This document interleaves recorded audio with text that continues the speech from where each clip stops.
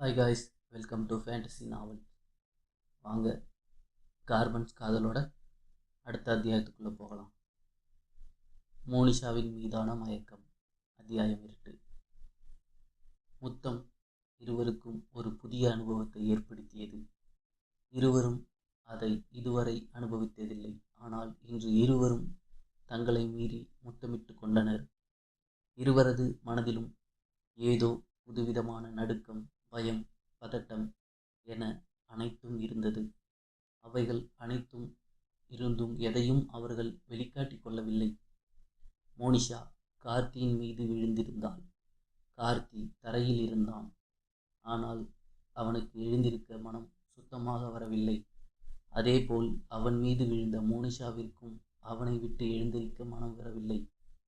இதுவரை எந்த ஒரு ஆணிடமும் நெருங்கி கூட நிற்காத மோனிஷாவின் உடல் இப்பொழுது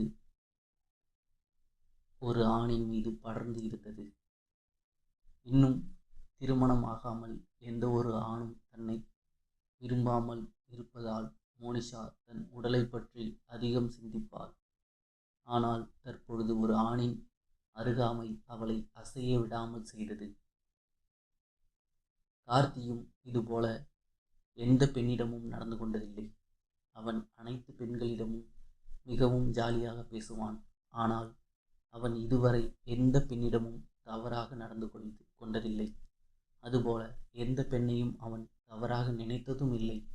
ஆனால் இன்று அவன் தன்னை மீறி மோனிஷாவை தன் மார்பின் மீது தாங்கி இருந்தான். பஞ்சு போன்ற அவளது தேகம் அவனது மேலே படர்ந்திருந்தது. அந்த சுமை அவனுக்கு சுகமாக இருந்தது. அந்த சுகத்தை கொஞ்சம் கூட இழக்க அவன் மனம் விரும்பவில்லை. இருவரும் சில வினாடிகள் அப்படியே இருக்க, அந்த தருணத்தில் அந்த கம்பெனியில் வைத்திருந்த அலாரம் ஒலிக்க ஆரம்பித்தது. அலாரத்தின் சத்தம் கேட்டு இருவரும் தங்களை உணர்ந்து ஒருவரை ஒருவர் விட்டு பிரிந்து எழுந்து நின்றனர். அனைத்து கம்பெனிகளிலும் டீ பிரேக் மற்றும் லஞ்ச் பிரேக் சமயங்களில் பெல் அடிப்பதை வழக்கமாக வைத்திருந்தனர். அப்பொழுதுதான் உள்ளே வேலை செய்பவர்களுக்கு என்ன மணியாகிறது. அங்கு வேலை செய்பவர்கள் அனைவரது கைகளிலும் மொபைல் இருந்தாலும் அவர்கள் நேரத்தை அடிக்கடி பார்க்க மாட்டார்கள். ஏனென்றால் அங்கு வேலை செய்பவர்கள் அனைவரும் தங்களுடைய பொருளாதாரத்தை மேம்படுத்துவதற்காக இரவு பகல் என பார்க்காமல் உழைப்பவர்கள். அதனால் அவர்கள் தங்கள் மொபைலை தங்களுக்கு பிடித்த பாடல்கள் மட்டும் போட்டு கேட்டு ரசித்தபடி தங்களது வேலையை தொடர்ந்து பார்த்து கொண்டிருப்பர். பெல் அடித்ததும் தான் அனைவரும் எழுந்து கம்பெனியை விட்டு வெளியே செல்ல ஆரம்பித்தனர். மறுபுறம் ஸ்டோர் ரூம் உள்ளே இருந்த மோனிஷா மற்றும் கார்த்தி இருவரும் எழுந்து நின்றபடி ஒருவரை ஒருவர் முகம் கொடுத்து கூட பார்க்க முடியாமல், எதுவும் பேச முடியாமல் அமைதியாக நின்று கொண்டிருந்தனர். இருவருக்கும் ஒரு விதமான நடுக்கம் அதிகமாக ஆரம்பித்தது. கார்த்தி அவளிடம் பேச நினைத்தான். ஆனால் அவனால் பேச முடியவில்லை. அவனது வாய் மட்டும் அசைந்தது. ஆனால் அவனது வாயிலிருந்து எந்த ஒரு வார்த்தையும் வரவில்லை. மோனிஷாவும் அதுபோலத்தான். அவளுக்கு மேல்மூச்சு கீழ்மூச்சு வாங்கியது. ஆனால் அவள் எதுவும் பேச முடியாமல் அமைதியாக இருந்தாள். அவளுடைய உணர்வுகளை அவள் வெளிப்படுத்த முடியாமல் தவித்து கொண்டிருந்தாள். அது மட்டும் இல்லாமல் அவளது தொண்டை வறண்டு போன்றது போல அவளுக்கு தோன்றியது. அவளால் சரியாக மூச்சு கூட விட முடியவில்லை. முகமெங்கும் வியர்க்க ஆரம்பித்தது. மோனிஷாவும் கார்த்தியும் ஒருவரை ஒருவர் பார்த்தபடி எதுவும் பேசாமல் நின்று கொண்டிருந்தனர். அந்த நேரமென பார்த்து மணி உள்ளே நுழைந்தான். உள்ளே வந்த மணி கார்த்தியை பார்த்து, "என்ன கார்த்தி, லேபிள் எல்லாம் வாங்கிட்டியா?" என கேட்டான். அதற்கு கார்த்தி, "இல்லை மணி, இன்னும் வாங்கலை. டேபிள் மேலே எடுக்கலான்னு ஏறும்பொழுது இந்த டேபிள் கால் உடஞ்சிருச்சு" என அவளிடம் பதிலளித்தான். உடனே மணி கார்த்தியை பார்த்து, இந்த சேரை யார் இங்கே போட்டது? இது ஆல்ரெடி உடஞ்சி போய் தானே இருக்குது. அதனால் இதை அப்போவே தூக்கி வெளியே போட சொன்னேன். எவன் கொண்டு வந்து உள்ளே போடுது என திட்டிக்கொண்டே வெளியே பார்த்தான். அங்கு நடந்து சென்று கொண்டிருந்த ஒரு கிந்திக்காரனை பார்த்து, ஏ பையா, அங்கே வா, இந்த சேரை கொண்டு போய் வெளில போடு என சொல்லவும் அந்த ஹிந்திக்காரனும் அவன் சொன்னதை கேட்டு அந்த உடைந்த நாற்காலியை கொண்டு சென்றான். அதன் பிறகு ரேக்கின் மேலே இருந்த லேபிளை மணி எடுத்து கொடுத்தான். அதை உடனடியாக வாங்கி கொண்டு கார்த்தி, சரி மணி, நான் போயிட்டு வரேன் என சொல்லிவிட்டு வேகமாக அந்த இடத்தை விட்டு கிளம்பினான். அவனுக்கு அப்பொழுது எதுவும் யோசிக்க கூட முடியவில்லை. ஸ்டோர் ரூமின் உள்ளே நின்று கொண்டிருந்த மோனிஷா இன்னும் நடுக்கம் குறையாதவளாய் கார்த்தி செல்லும் திசையை பார்த்து கொண்டிருந்தாள். கார்த்தி வேகமாக சென்று கொண்டிருந்தான். அவன் சென்று படியில் இறங்கும் பொழுது அவனது பார்வை ஒரு முறை ஸ்டோர் ரூமை நோக்கி திரும்பியது.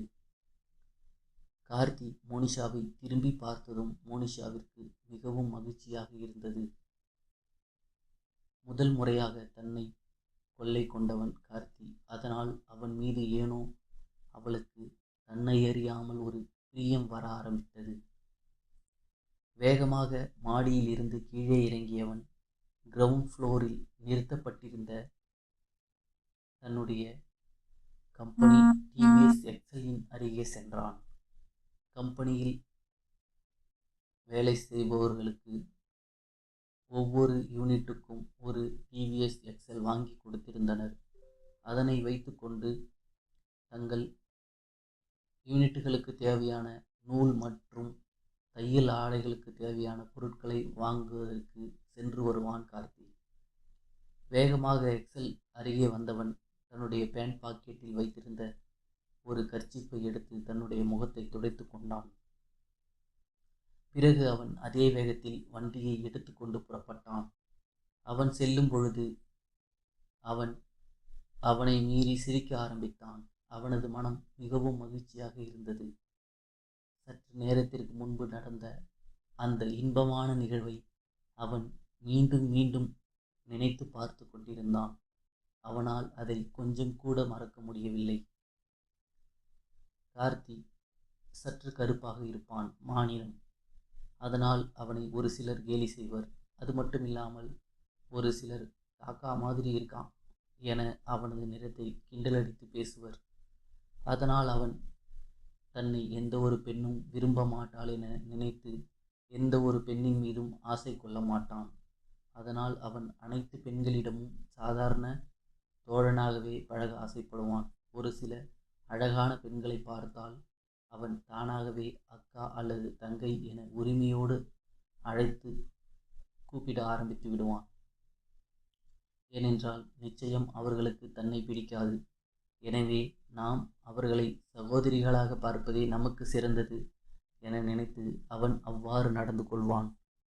அவனது அந்த செயல் மற்றும் நடவடிக்கை மற்ற பெண்களுக்கு அவன் மீது ஒரு நல்ல அபிப்பிராயத்தை ஏற்படுத்தியது. யாரிடமும் தவறாக பேசியதில்லை. அனைவரிடமும் எப்பொழுதும் ஜாலியாக பேசும் ஒரு நல்ல பையன் என்று அனைவரும் அவனை பற்றி நினைக்க ஆரம்பித்தனர். அழகான பெண்கள் தன்னிடம் பேசக்கூட மாட்டார்கள் என நினைத்து கொண்டிருந்த கார்த்தியின் வாழ்வில் ஒரு அழகான பெண் அவனுக்கு முத்தமிட்டது அவனுக்கு ஏதோ ஒரு மிகப்பெரிய ஒரு பாக்கியமாக இருந்தது. அவன் வண்டியை ஓட்டிக்கொண்டே சென்று கொண்டிருக்க அவனது முகத்தில் மட்டும் புன்னகை மலர்ந்திருந்தது. அவனது முகம் மிகவும் பிரகாசமாக இருந்தது. சற்று நேரத்திற்கு முன்பு நடந்த அந்த இன்பமான நிகழ்வை அவன் நினைத்து பார்த்து மகிழ்ச்சியில் சென்று கொண்டிருந்தான். அவன் காற்றில் மிதப்பது போல சென்று கொண்டிருந்தான்.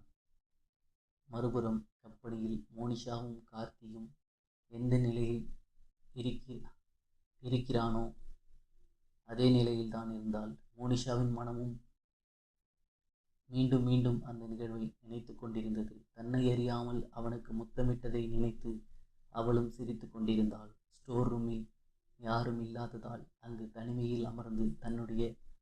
அந்த இன்பமான நிகழ்வை நினைத்து பார்த்து சந்தோஷப்பட்டாள் மோனிஷா. என்றும் இல்லாமல் இன்று மோனிஷாவின் முகம் மிகவும் பிரகாசமாக இருந்தது. மோனிஷாவின் முகத்தை பார்த்த அவளுடன் வேலை செய்யும் தோழிகள் அவளிடம் வந்து, என்ன பொண்ணு பார்க்க வந்தாங்கன்னு சொன்னியே, மாப்பிள்ளை ஓகே சொல்லிட்டாரா என கேட்டு அவளை கேலி செய்து கொண்டிருந்தனர். மோனிஷாவை அடிக்கடி பெண் பார்க்க வருவார்கள். அது ஒரு வழக்கமான நிகழ்வாக இருந்தது.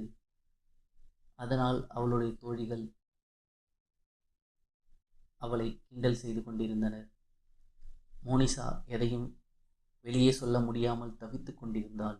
ஆனால் அவள் முகத்தில் இருக்கும் வெட்கம் அவளுக்கு ஏதோ ஒன்று நடந்திருக்கிறது என்பதை அங்கு இருந்த அனைவருக்கும் காட்டிக்கொண்டே இருந்தது. மணி தன்னுடைய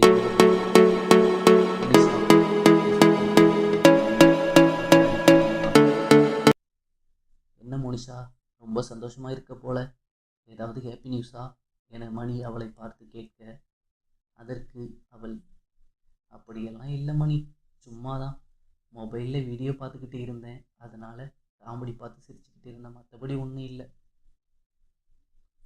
ஓ அப்படியா, நான் கூட வேற ஏதோ நல்ல விஷயம் நடந்திருக்குமோன்னு நினைச்சேன் என மணி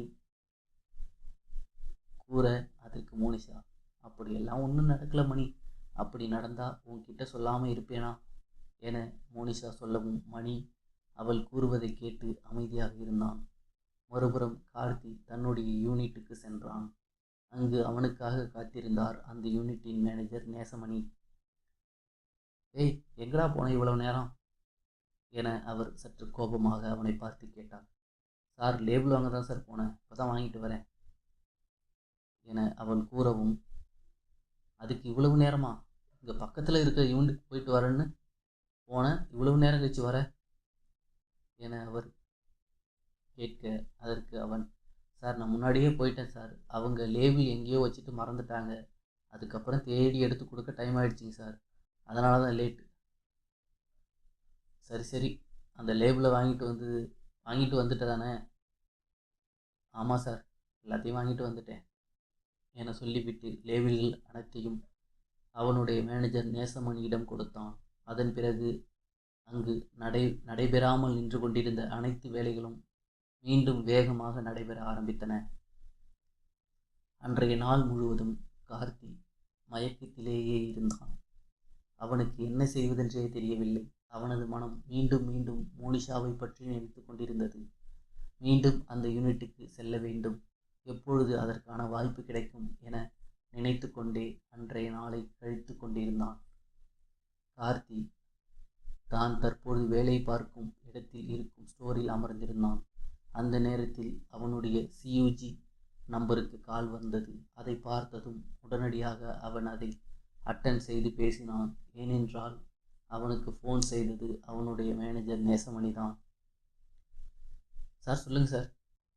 சரிங்க சார், இதோ வரேன் சார் என பேசியபடி வேகமாக எழுந்து நேசமணி இருக்கும் கேபினை நோக்கி நடந்தான். கேபினின் உள்ளே நுழைந்த கார்த்தி அப்படியே உறைந்து போனான். அவனுடைய கண்களை அவனாலேயே நம்ப முடியவில்லை. ஏனென்றால் அங்கு மோனிஷா நின்று கொண்டிருந்தாள். அவளது அந்த வருகையை பார்த்தவன் அப்படியே சிலை போல உறைந்து நின்றான். அவனுடைய கண்கள் கீழிருந்து மேலே வரை அவளை மீண்டும் நோட்டமிட்டு கொண்டிருந்தது. அவளுடைய அழகும் செழித்து நின்று கொண்டிருந்த அவளது உடல் அம்சங்களும் அவனை வாட்டி வதைத்தன. அவன் அவளை பார்த்து சிலை போல நின்று கொண்டிருந்தான். தொடரும்.